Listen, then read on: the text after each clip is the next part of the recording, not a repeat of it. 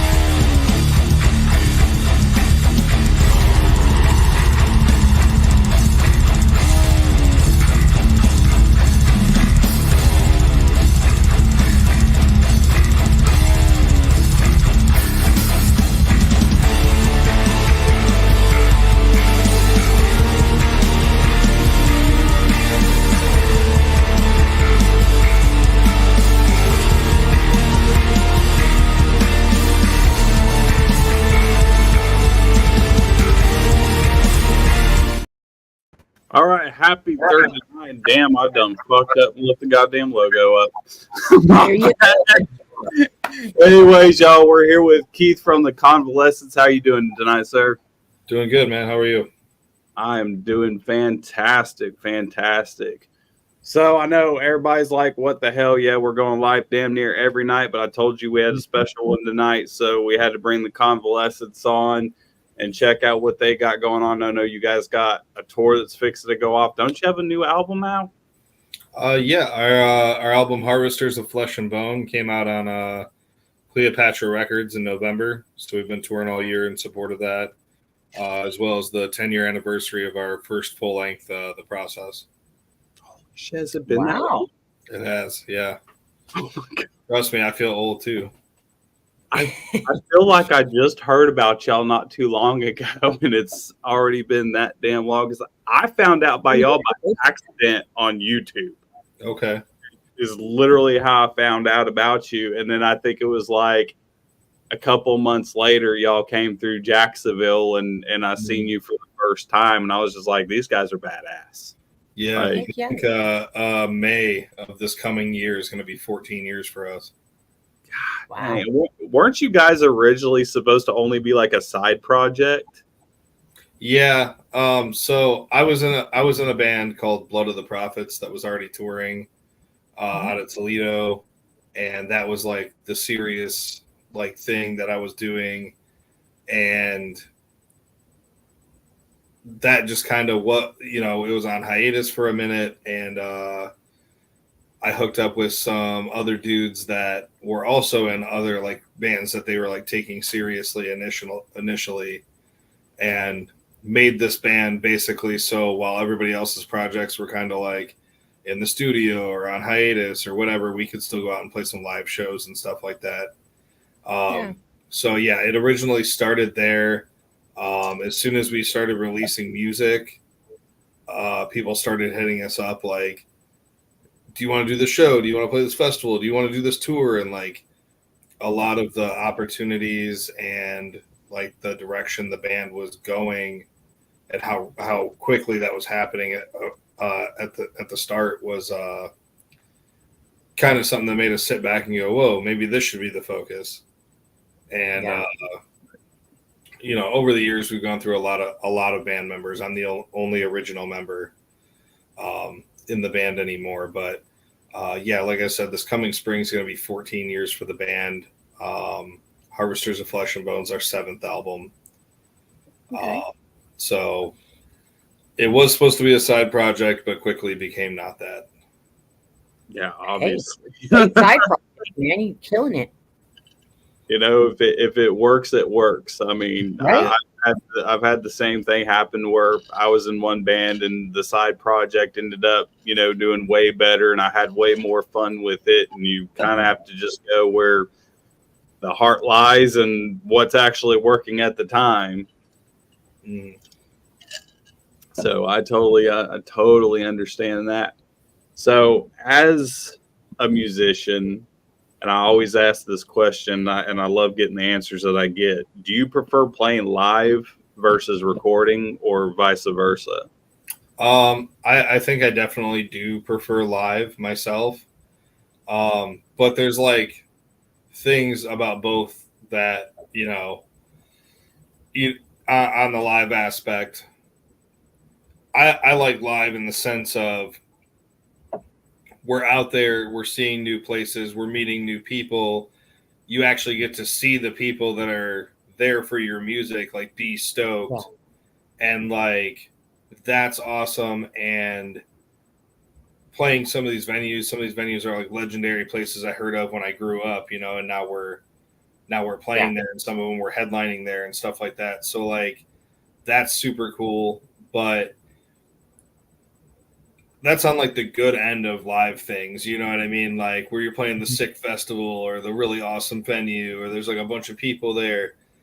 Now you get to the one where there's like 3 people in a dive bar that clearly doesn't even care that you're like playing, and you're not really sure why they booked you.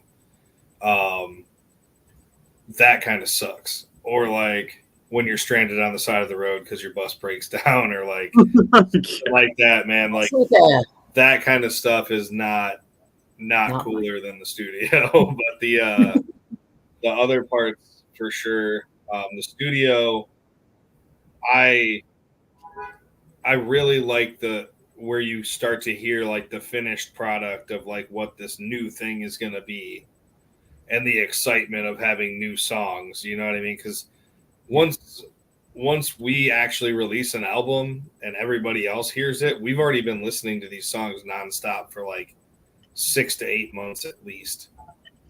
Mm-hmm. We're like burnt out on it before it even comes out. You know what I mean? Yeah.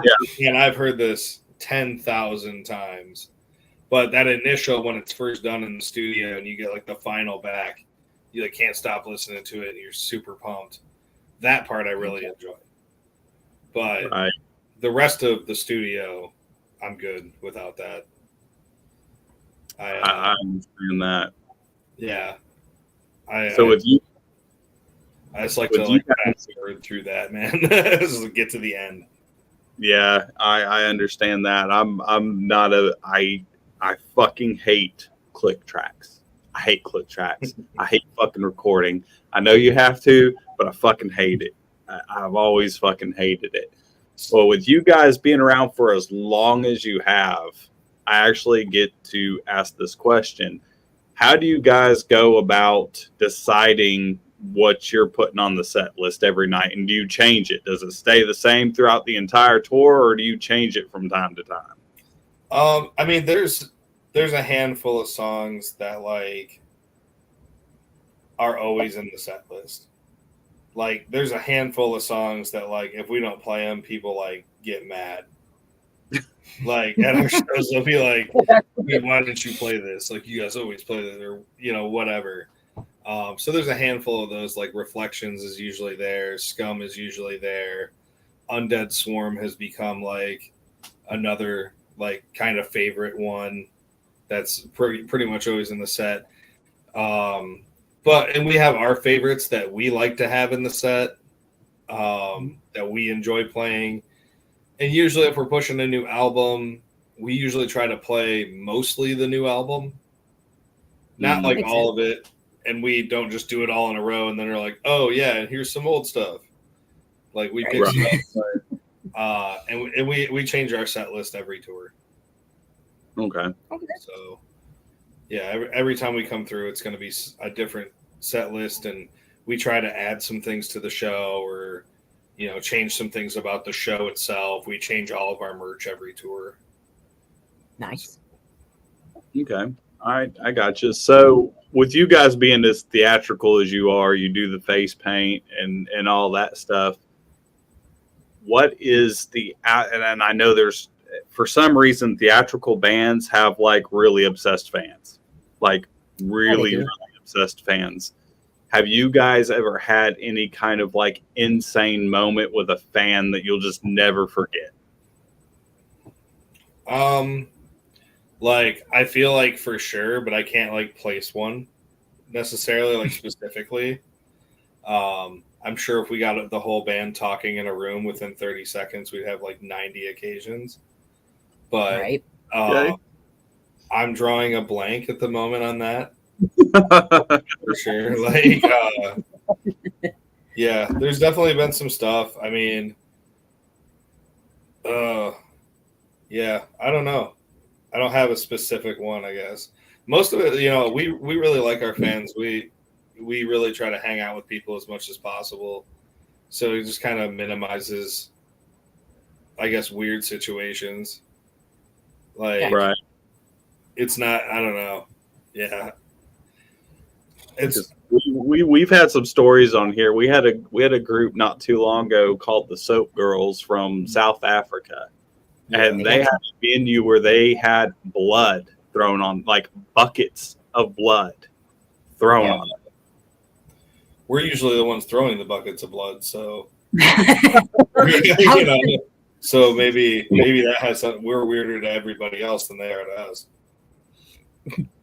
Hey, that's not a bad thing. That's definitely not a bad thing. So, what made you decide to go the theatrical route? Because I know a lot of bands bitch about it, and they're like, masks are uncomfortable, and the outfits are uncomfortable, and they absolutely hate it. Or have you gotten to a point where you hate it, and you're just like, I don't want to do this anymore? Oh no, we like it.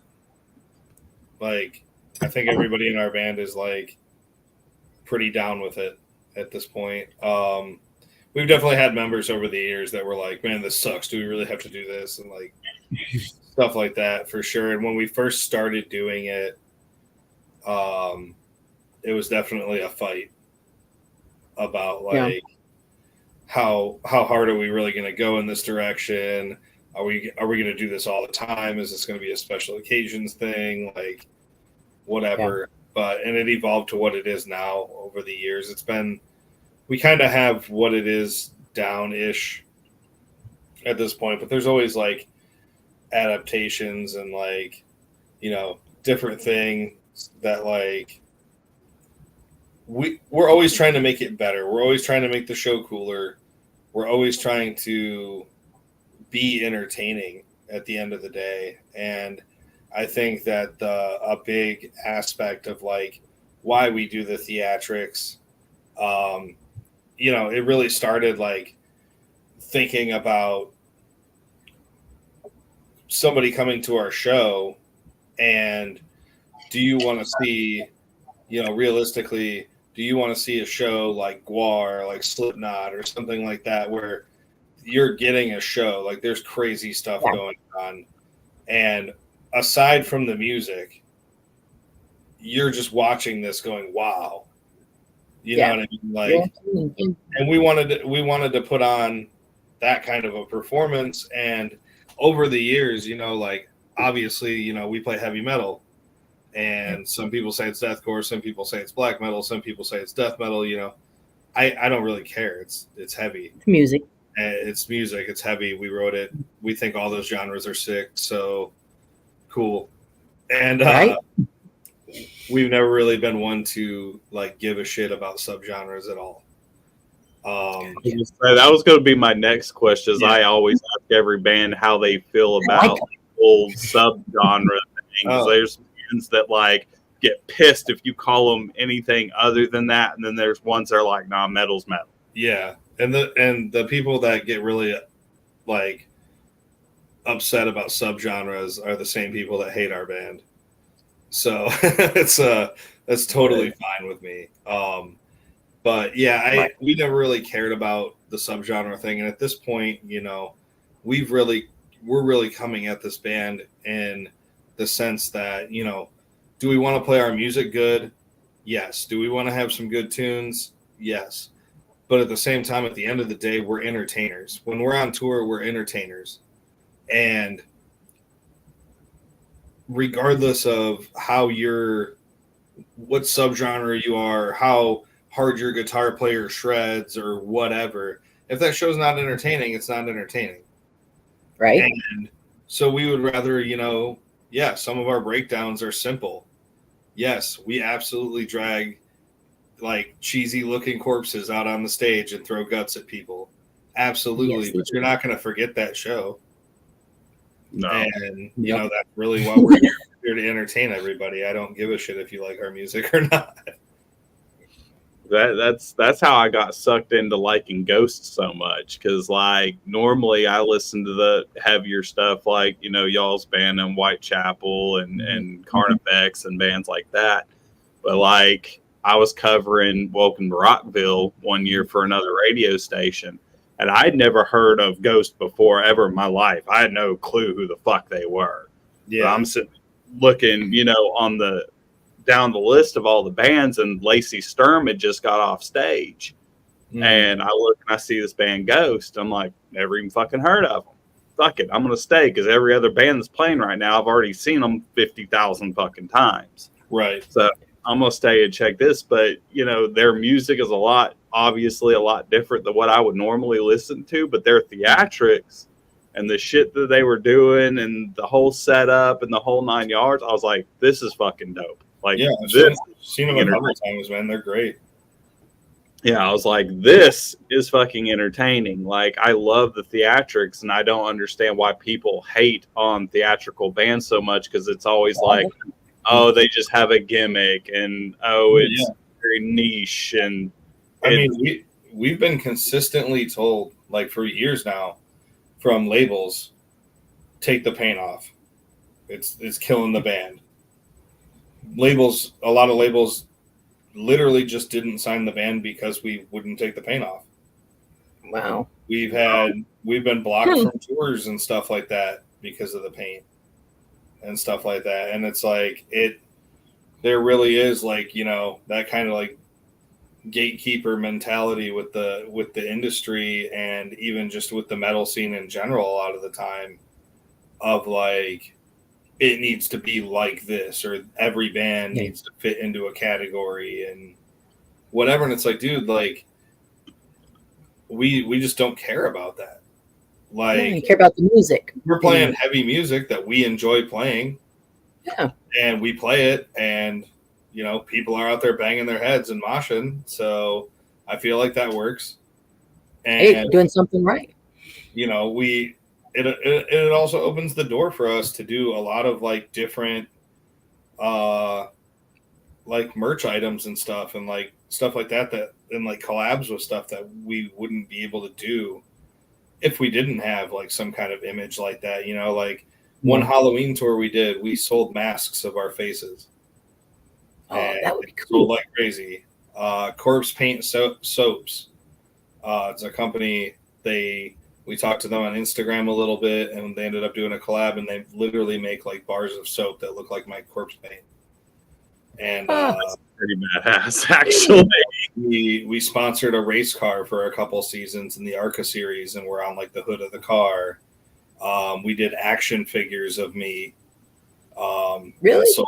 Yeah. So like, it opens, and we've had so many shirts that are like cartoon versions of us, and posters and stuff like that are like cartoon versions of us. And it's like, I think that stuff's cool, and it's cool to be able to branch out into like, this is a totally different character than just it's that guy, right? Like, you're actually like watching something, you can kind of get into it and follow it a little bit, and you know what I mean. It's just something to actually like dive into a little bit. Well, I feel like it's more marketable. It's easy when you have paint or have masks. You're almost creating like a character. Mm-hmm. It's like creating a character for a movie. Like when you're just a band up there playing, sure, you could be good, but how far are you going to be able to really like market that brand other than just having your name and a skull or your normal cliche heavy metal t-shirts, you really can't take it much further. But I feel like when you have those theatrics, you could take it that extra 10, 20, 30 fucking steps. Like I've seen bands that do theatrics that have fucking comic books. Oh yeah. And I'm like, Yeah. that's awesome. For sure. Yep. I'm a big fan of that kind of stuff. Yeah, I absolutely agree with you on that. I mean, I'm glad y'all do the fucking paint and stuck to it. It's I don't understand why, and I've heard that same thing from other bands that are theatrical. They're like, we had labels that were interested and they wanted us to change. Yeah, and it's like I'm so glad that fucking Mudvayne went back to doing the paint and shit like that, because I was a huge Mudvayne fan back in the day, and that was the whole reason that I even got into watching them. Is I seen the music video for Dig, right. And I got fucking hooked immediately. Yeah, and I mean it's not for everybody. Some people are just not going to like certain theatrics, or are not going to like, the way we do it or whatever, or think it's cheesy or whatever, and I can totally see that, and I respect that. That's your opinion. That's cool. But the rest of us are like trying to have fun. So right. Well, that's why there's all different types of music. Yeah. Right. So how do you guys go about, and I've actually never asked this question before, but with as long as you have and the way that you market the band, do you have anybody specifically who takes care of like your merch and your t-shirt designs, or do y'all decide to do that yourselves? We do have a guy. We worked with a lot of artists over the years. Like it's kind of dependent on like what we're looking for in that design. But a majority of our stuff is done by Icer Rose. He's actually homie of mine. He booked me my first club show when I was like 14 years old to open for Mushroom Head in Toledo. He's been touring with us for the past 9 years as our merch guy, and he does pretty much all of the flyers that you ever see us on, and he does like all the artwork for Toledo Death Fest, and he does a lot of our merch designs. Well, dude needs to go into being a tattoo artist, because he does good. Of y'all's stuff and the way things are designed, and I don't know why theatrical bands always have the coolest fucking merch on the damn planet. Like they always do, no matter who they are. They just find the right damn people, and the shit's awesome. And I always get really into it and super excited whenever I see theatrical bands, and it's got its place and it needs to stay. I'm hard pressed on that. I mean, you even see like hip hop and rap groups now doing, a lot more theatrical stuff, like Tech Nine.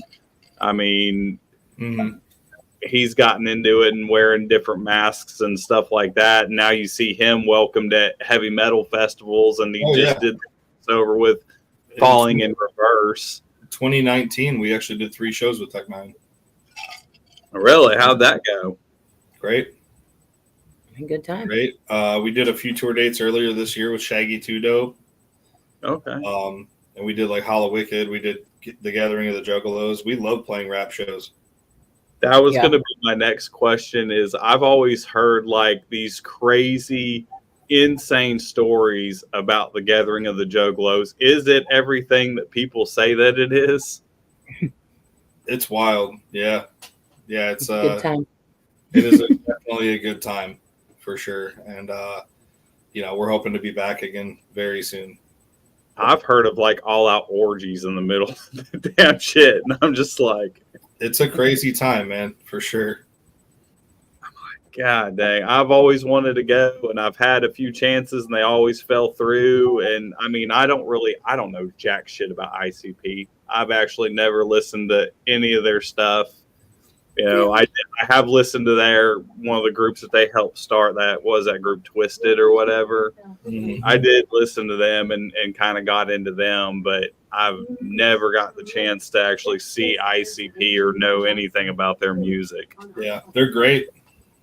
You know, they're great at what they do, and any chance that we ever get to do any kind of like Juggalo events or anything like that, we're always down. Right. And so I've been seeing them put a lot more metal bands on there. I know, like, I think Static X just did it, and Yep. another band that, you know, we know, which will actually be on with Sunday, Dying Oath. I think they did it. Nice. They're playing with us on this upcoming tour. Oh, okay. Yeah, they'll be with us on a Sunday. Yeah, they're doing our show in Charlotte. Okay. That's not too far. Charlotte, North Carolina? Yep. Okay. That's actually not too far from me. I might try to come up that one. That one's Right? I'm like, isn't that a little close to you? You might. It is, actually. Yeah, it's at the Neighborhood Theater, October 13th. It's the Convalescence with Casket Robbery, Varath, The Coursing, and Dying Oath. Okay. Shit. Should be a pretty good show. That one. I might try to come up. So this next question I always ask everybody. If you could tour with any 3 bands, dead or alive, who would you tour with? Any 3 bands like on the same tour, or like just in general? Yeah, just on the same tour. If you had a choice to pick 3 bands to go on tour with, doesn't matter if they're dead, alive, don't matter. Who would you tour with? Man, that's tough. I mean, me personally, like, I grew up largely on Iron Maiden and Ozzy. Yes. Obviously those would be incredible bands to tour with or whatever. But at the same time, being on one of those like White Zombie, Pantera type tours, like in the 90s, would have been just so sick. Yeah. Yeah. That's You know what I mean? That's Like the crowds would yeah. be so. So I feel like it's gotta be a tie between like doing like an Iron Maiden, Ozzy, and maybe like Sabaton tour, or doing like Pantera, White Zombie, and like, I don't know, maybe even throw something like brutal in there, like Cannibal Corpse or something like that on a tour would be sick. Okay. So throwing it into the flip side, if you could tour with 3 groups that were outside of the metal genre, not metal at all, who would you go with? I mean, honestly, ICP would be one of them for sure. Okay. Tech 9 would be an awesome tour. Man, outside of the metal genre, like completely, I guess I don't really have like a specific one. I don't know. You could probably consider them punk, but we actually just did a tour that was not a metal band tour. We spent the whole summer touring with Green Jello. Oh, I say. It was fantastic, and I'll do it again. I've never got to see them play, but I've heard their live shows are pretty intense. Yeah.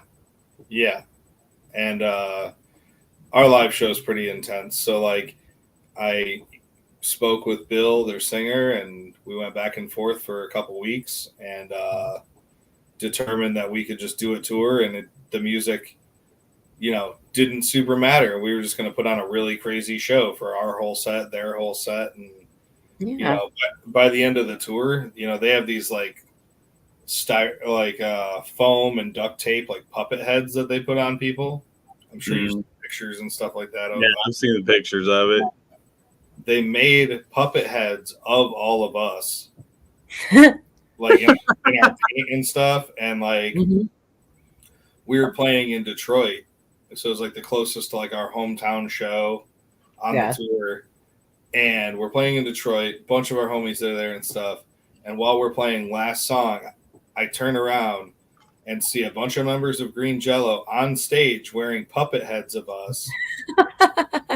Just like headbanging, messing with our drummer, humping each other, like just totally crashed the last song of the set. It was great. That's what makes it fun. Yeah. You know, you got to have fun when you're on tour and doing these things, right? You can't just... And they're all great people, and you know that's probably another band I would totally tour with again.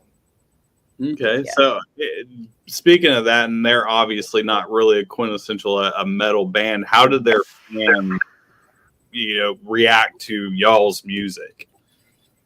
It was actually awesome, dude. Like, it was one of the better like tours that we've done in the States. I think every show was like 150 to 300 people, like any night of the week, every city we went to.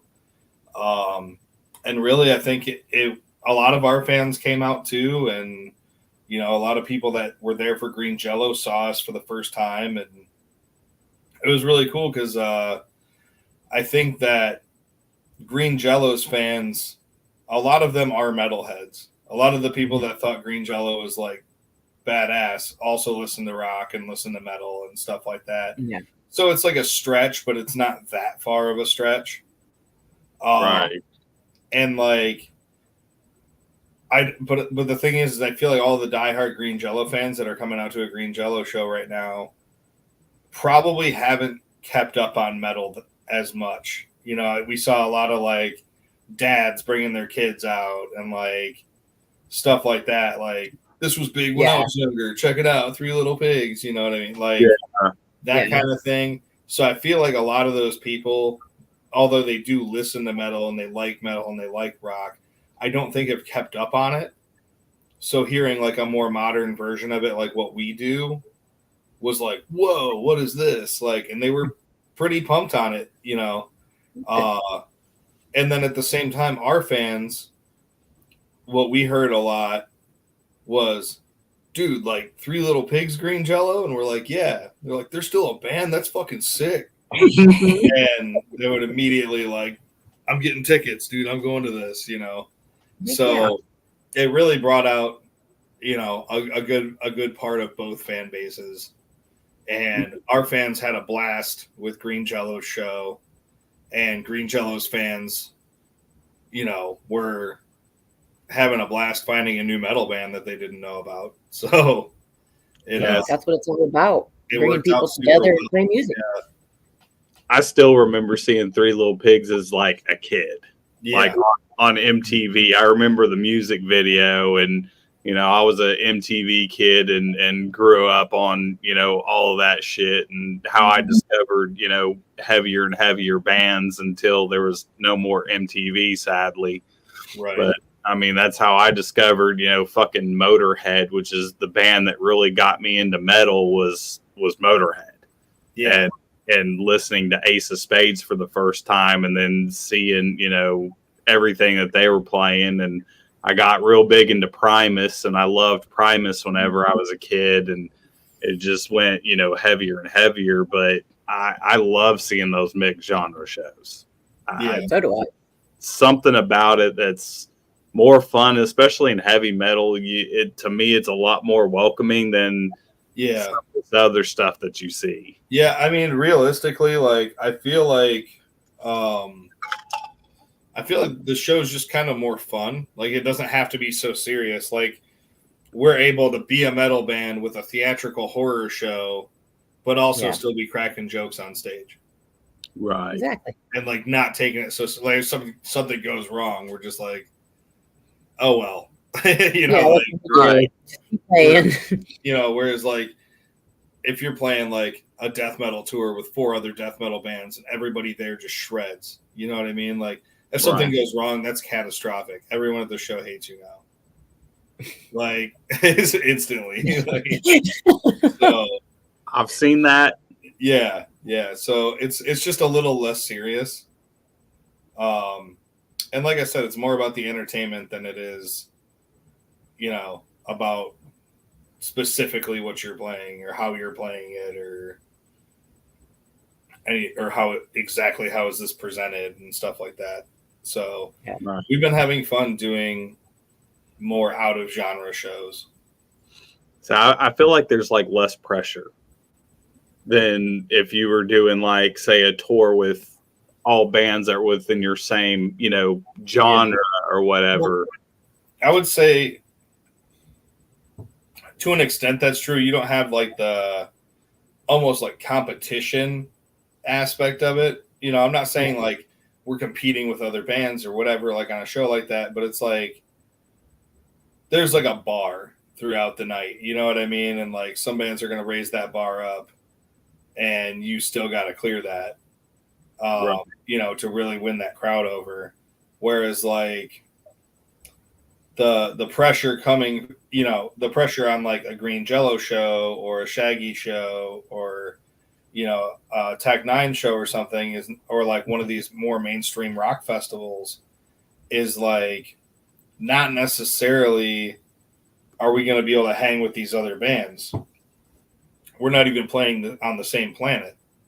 Yeah. You know, musically. So it really, that part doesn't matter at all. So yeah, there isn't really much pressure there. The pressure comes from these fans are not necessarily here to see or do not necessarily enjoy anything like what we do.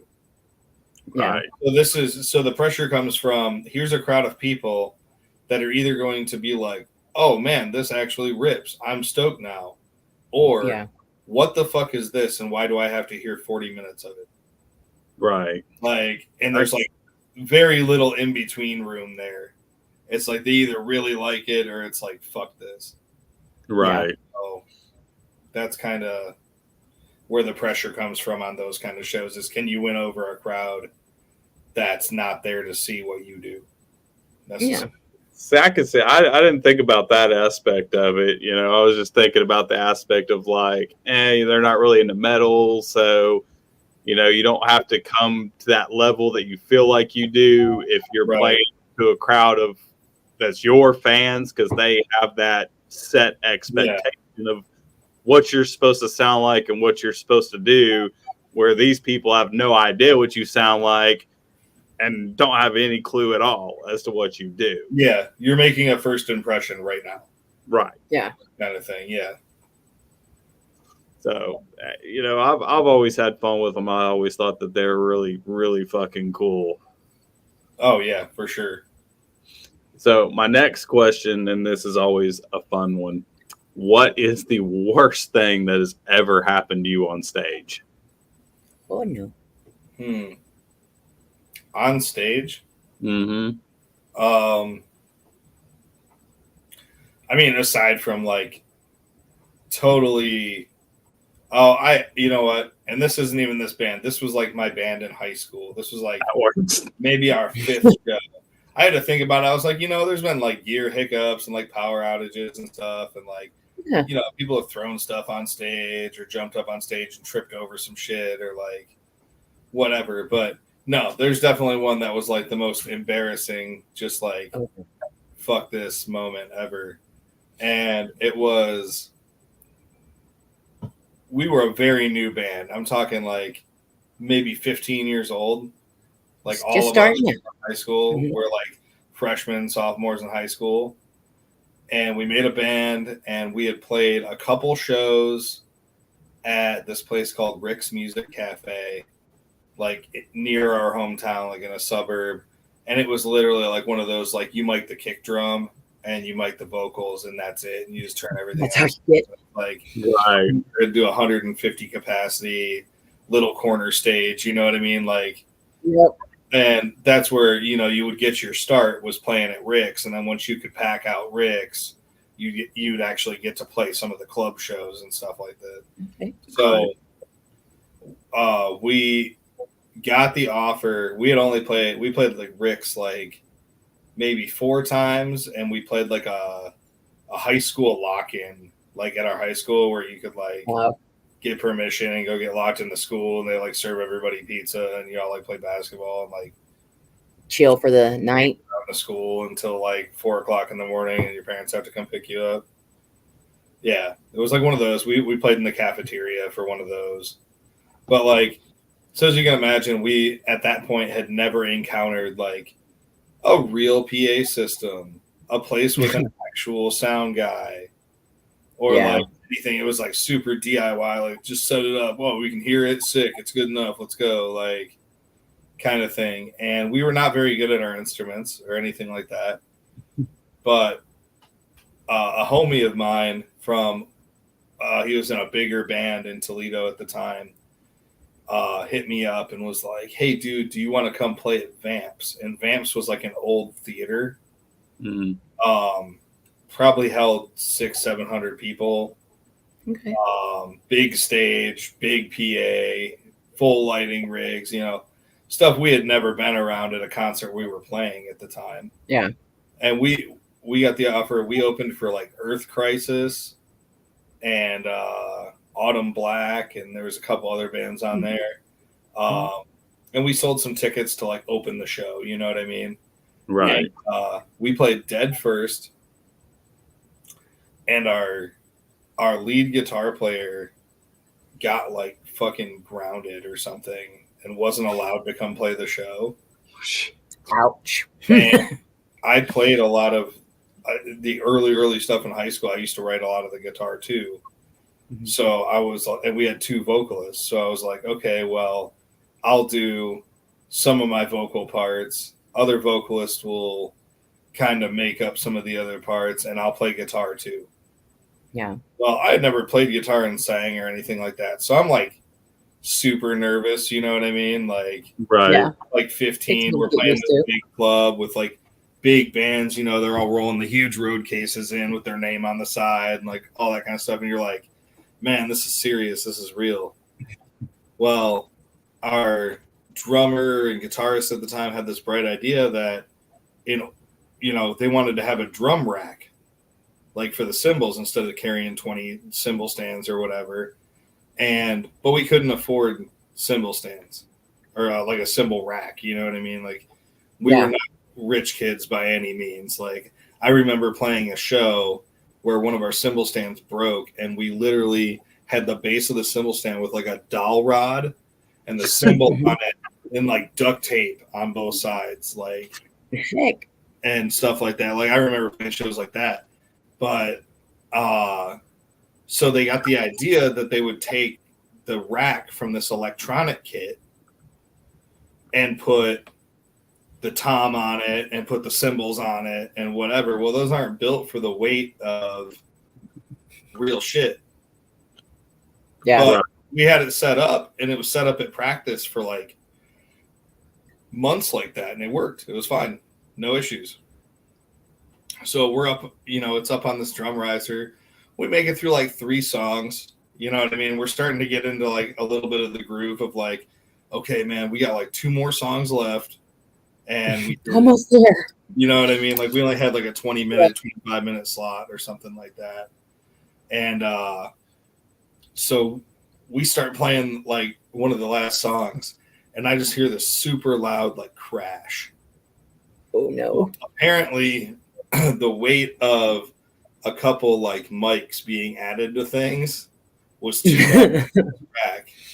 And he's up on this super high drum riser, and this rack just falls apart mid-song. And not only does it fall apart, it doesn't like cave in a little bit and you can kind of work with it. It fell off in pieces off the drum riser, and this drum riser is like a 2-foot drum riser. So like all of a sudden there's drums and cymbals all over the stage, and our drummer's sitting there with a snare drum, a floor tom, and a kick drum, and like his hi-hat. And he just stops playing, and he's like, dude, I'm out. And he just threw his sticks in the air, and he walked off stage like mid-song. And like straight just quit, dude. Like he's just like, I'm done. He's just like, forget it. Yeah. So that was probably the worst. I had one very similar. I think I was probably like 15, 16.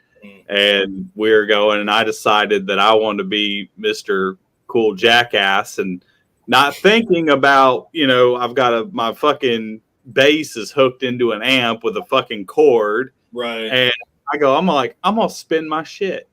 So I go to fucking spin it, and it goes flying. It rips off. The strap breaks. It hits our guitarist and knocks him out complete cold.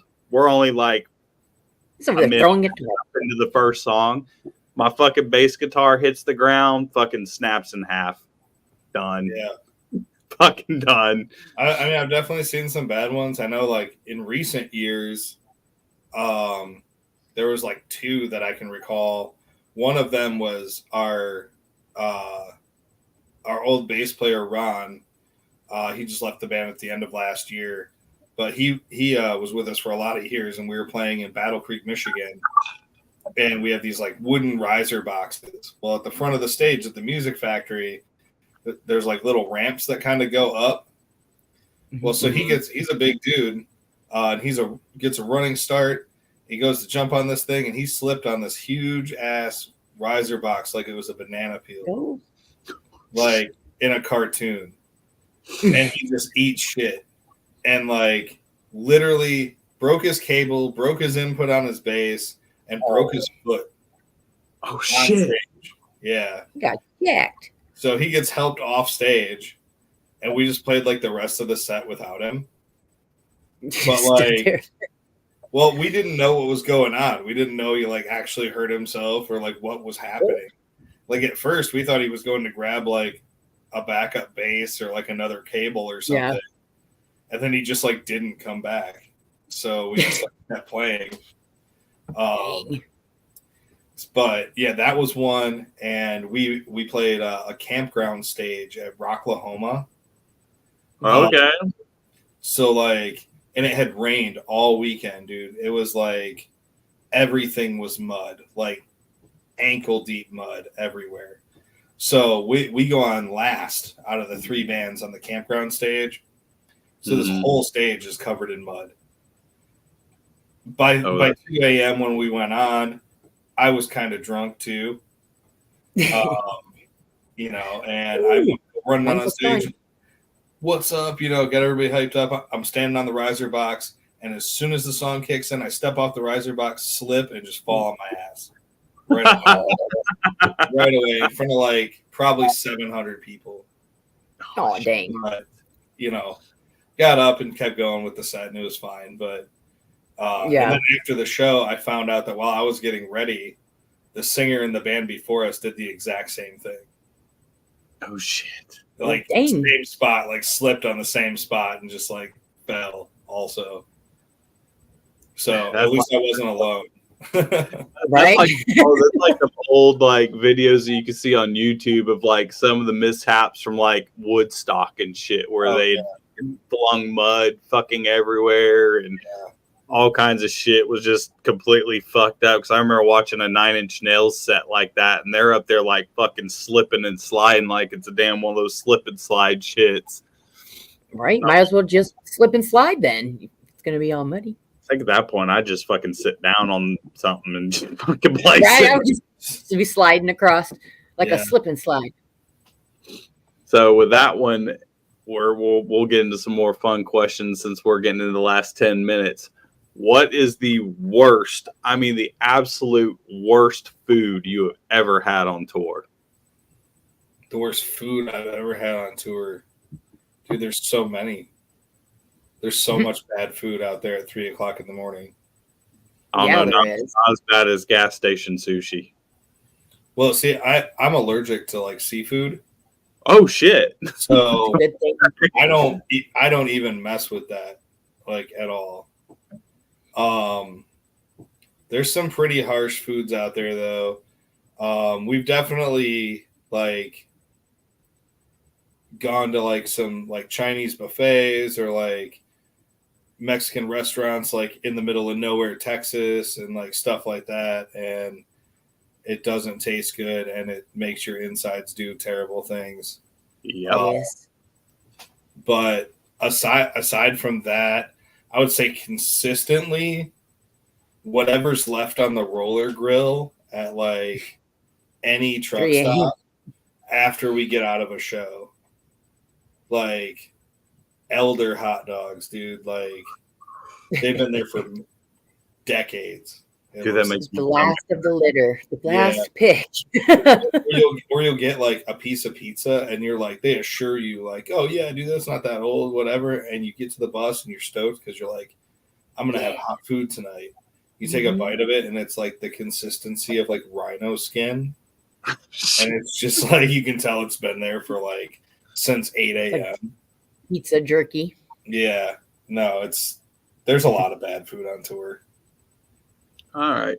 So if there's any advice that you could give to anybody that wants to do this for a living and is trying to start a band, what would that one piece of advice be? That's tough because part of me just wants to say don't. But we've had that a lot. you know, it is very, very difficult to make a living doing this. It is very, very difficult to get to the point where you are not paying out of pocket to do this, and where you're not making some serious sacrifices in your life to continue to do this. Because to get to the level that you need to be at to be making a living to do it, you need to be out there a lot. You need to be working on this a lot, which means you're not going to have a cool day job, more than likely. You're going to have whoever's cool with you disappearing for a month at a time, or whatever you could get hired in at after you quit your last like 5 jobs to go on tour as well. Yeah. Like, it sucks. I mean, the best way I think is to have some kind of thing you can do remotely, or like some kind of thing you can do on the side to kind of like supplement you being able to have a home, to have a car when you get home, to pay your bills, but also spend as much time as you really need to out there building the band. It's definitely difficult. I work as a manager. I work as a booking agent. I run a festival, and I'm still like the guy running the social media for our band, putting in the new merch orders, like all that kind of stuff. So it's almost constant, like something going on almost constantly. So if you want to do this and you want to make a living doing this, you're going to have to work a lot. And you're going to have some form of remote job or some kind of job that pays really well for the small amount of time a year that you're home. And will continuously like rehire you when you come home.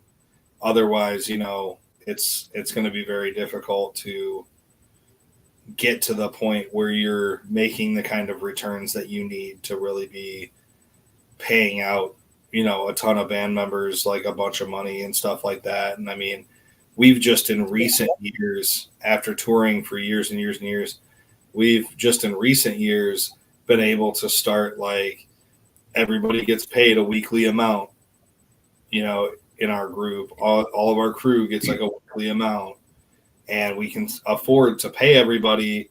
And dude, it's not a lot. You know what I mean? It's not like you couldn't sustain your entire life off that alone. Yeah. It's not like a living wage, you know what I mean? But like we, after, you know, 13 years are just now to the point of, okay, we're not dying. Yeah. Like kind of thing. And even at that point, there still becomes times where like a couple things don't go the way that we expected or wanted or whatever, and all of a sudden we're in trouble and we don't have money and we're having to change a bunch of things around to like try to accommodate that kind of stuff. I mean, it happened to us earlier this year. We had we went out on a headline tour.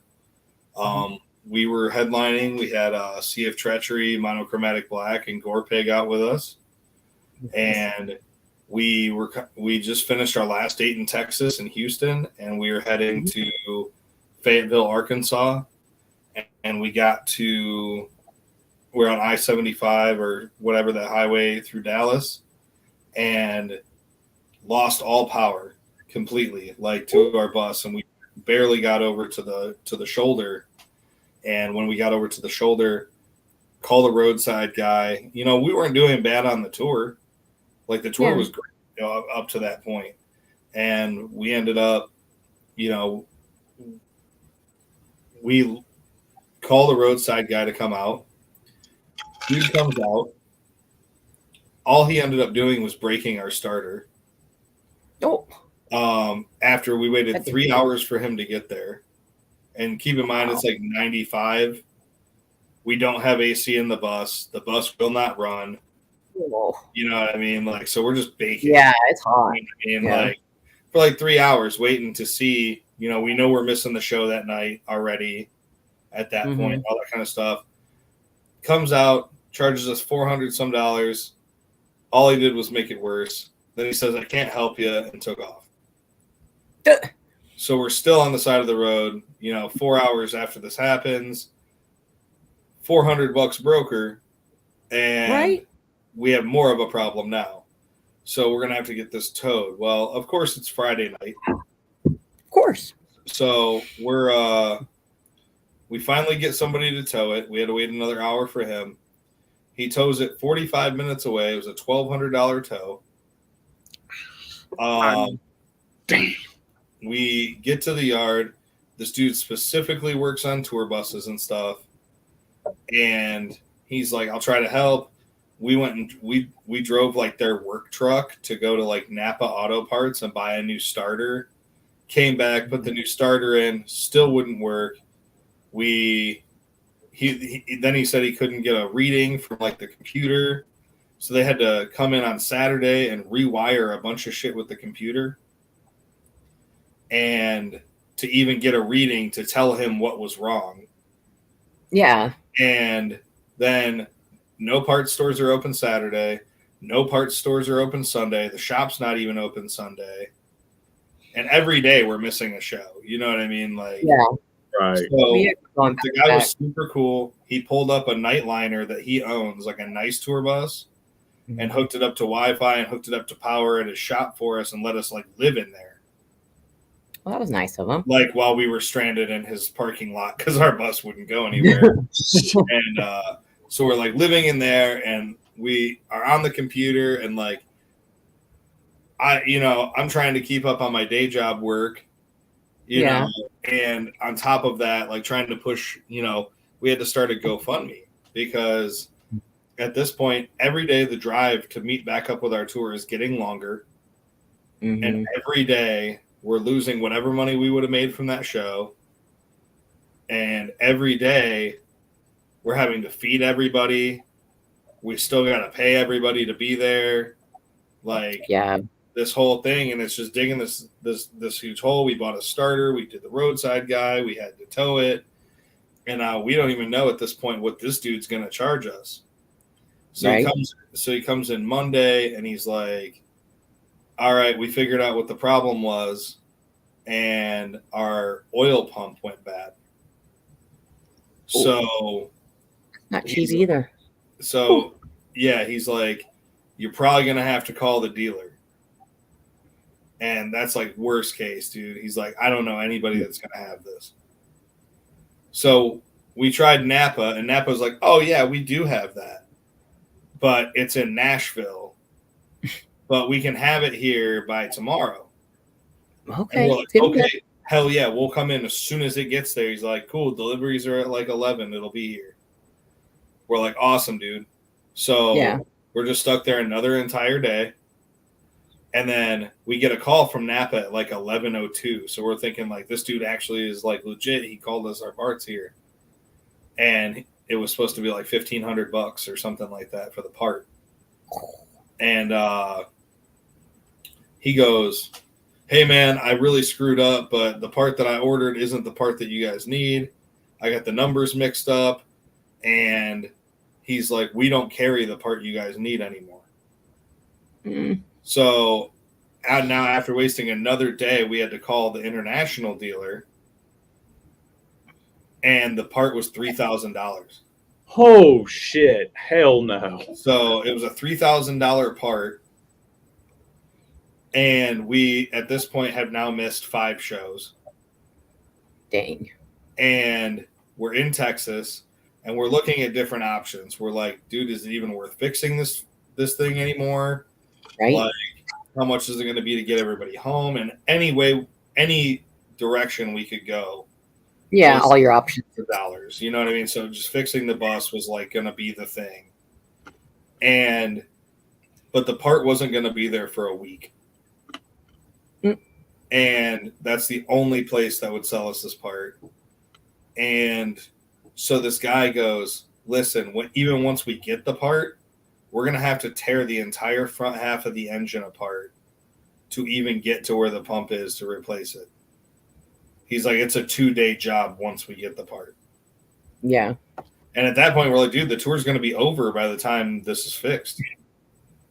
Like, So he had, like I said, he worked on a lot of nightliners and vans and like all that kind of stuff. So he's got this Sprinter van that belonged to like I think like a mariachi group. Like they had a bunch of like saxophone players and like stuff like that too. And it was a van and it had all the seats in it. You know what I mean? Like the layered like seats that go up kind of thing. Mm-hmm. That do not recline. That are like the plastic like a transit. You're up straight. Yeah. Yeah. So he's like, you guys can take that and go finish your tour. And by the time you're done with your tour and you bring it back to me, we should have your bus done. And we're like, seriously, dude? Like, whatever. This dude gave us no paperwork at all. The van said, see you later. The van has Mexico plates on it. Oh, shit. Like, there's like little crosses and shit hanging off from everything. And like, we're having to like move like microphone cases and stuff that are theirs out of the van to make our stuff fit. We had to leave so much of our stuff in our bus just in this lot with this dude we don't know in Texas. We drove from Dallas all the way to Knoxville, Tennessee, and popped out, played the show, and then the promoters stiffed us on our guarantee. Oh, fuck. Like that first show. Rough trip. And then, yeah, we had like two more, like a South Carolina, North Carolina, and then a festival in Virginia. And then we had to drive the van all the way back to Toledo to unload a bunch of our stuff. And like some of our people had stuff they had to do right after the tour. So like we had to take everybody back to Ohio. And then our bassist and guitar player drove the van from Ohio straight back to Dallas to get the bus. And then like, you know, between the rental and like the labor and parts and all this stuff, like, you know, we had to pay $3,000 just to order the part. And then on top of that, once they got back down there with labor and everything, it was like almost $3,000 again. So it was like the whole ordeal, all the repairs ended up costing us just shy of $10,000. God damn. And like, luckily, up to that point, we were doing really well on the tour. Luckily, after that point, once we met up with the tour, we did really well on that tour. That's good. And it allowed us, and then a lot of people were super awesome when we had the GoFundMe up for the week that we had it up, and donated like over $3,000. So that's awesome. That was a huge help. And like we barely scraped by. And like to the point where shortly after that, a couple weeks after that, we had to start the Green Jello tour. Oh. And we're like we had like 3 weeks in between the two tours. Yeah.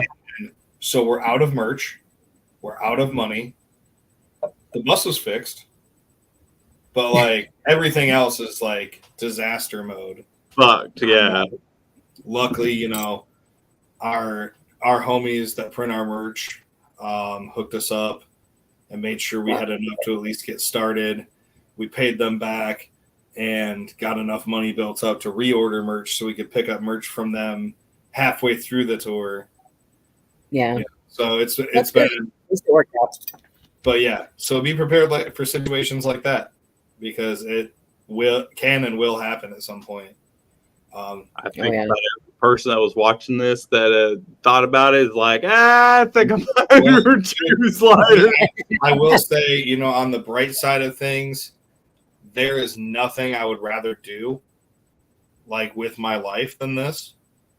Mm-hmm. I have woken up and hopped out of the van at Stonehenge. I've seen the Eiffel Tower. I've been to Japan. We've been all over Europe and England and all that shit. We've done one full lap around the entire world. Wow.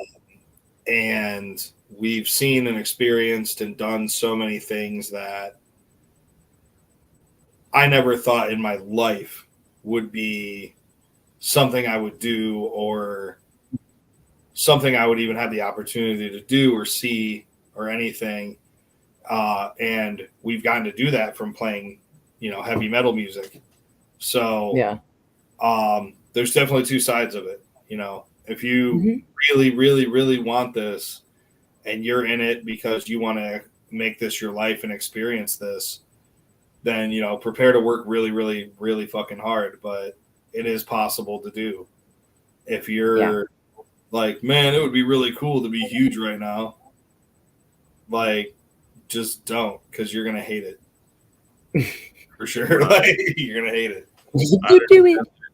So on that, we're at the end of our time. Where do you like your fans to go to? Where do you guys usually like to deal with them the most? And where can anybody get your music or any merch if they would like? Merch, you can go to indiemerchstore.com for the US, empiricon.com for Europe. As far as music, it's Spotify, YouTube, anywhere you stream music, we're there. We're probably in your local record store if you want to go pick up a hard copy as well. Cleopatra Records, I believe, is still selling a couple of the vinyls that they have left. Social media, we're on all the normal stuff. We're on Twitter, we're on TikTok, we're on Instagram, we're on Facebook. And then we have a website, tconband.com. That has links to everything there. It also has ticket links to all our upcoming shows. All right, awesome. So thank you so much for joining us tonight. We have had a blast. And until tomorrow, you guys, we'll be back on. We have Reform and Ruin tomorrow night. So make sure to check that out. And we will see y'all later. Have a fantastic night. See you guys. Bye.